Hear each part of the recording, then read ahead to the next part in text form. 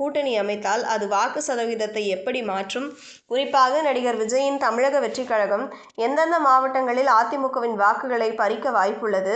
தேசிய அளவில் தேர்தல்களை கையாண்டு அனுபவம் பெற்ற டெல்லி நிறுவனங்களின் உதவியோடு அதிமுக ஒரு நவீன டிஜிட்டல் வார் ரூம் ஒன்றை அமைத்துள்ளதாக கூறப்படுகிறது. இதற்காக பிரம்மாண்டமான சில சர்வேக்களை எடுக்க முடிவு செய்துள்ளாராம். நுண்ணிய தகவல்: ஒவ்வொரு பூத் அளவிலும் உள்ள சாதக பாதகங்களை ஆய்வு செய்து அதற்கேற்ப பிரச்சார யுக்திகளை வகுக்க இந்த தரவுகள் பயன்படுத்தப்படும். வாரிசு அரசியல் அல்லது செல்வாக்கு என்பதை தாண்டி தரவுகள் யாரை சாதகமாக காட்டுகிறதோ அவர்களுக்கே சீட் என்ற கொள்கையை இபிஎஸ் இம்முறை தீவிரமாக கடைபிடிக்கப் போவதாக தெரிகிறது. தமிழக அரசியலில் தற்போது உருவாகியுள்ள மும்முனை போட்டிச் சூழல் அதிமுகவிற்கு பெரும் சவாலாக மாறியுள்ளது. முக்கியமாக விஜய் தொடர்பாகவும் இதில் கேள்வி எழுப்ப உள்ளாராம். விஜய்க்கு எவ்வளவு ஆதரவு உள்ளது, இதன் மூலம் அதிமுகவிற்கு எப்படி சிக்கல் ஏற்படும் என்றும் இந்த சர்வேயில் கண்டுபிடிக்க உள்ளார்களாம்.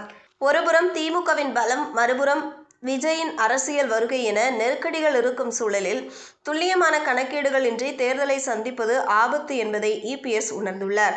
இந்த சர்வே முடிவுகள் வெளியான பிறகு அதிமுகவின் 2ஆம் கட்ட தலைவர்கள் மற்றும் வேட்பாளர் பட்டியலில் அதிரடி மாற்றங்கள் இருக்கும் என எதிர்பார்க்கப்படுகிறது.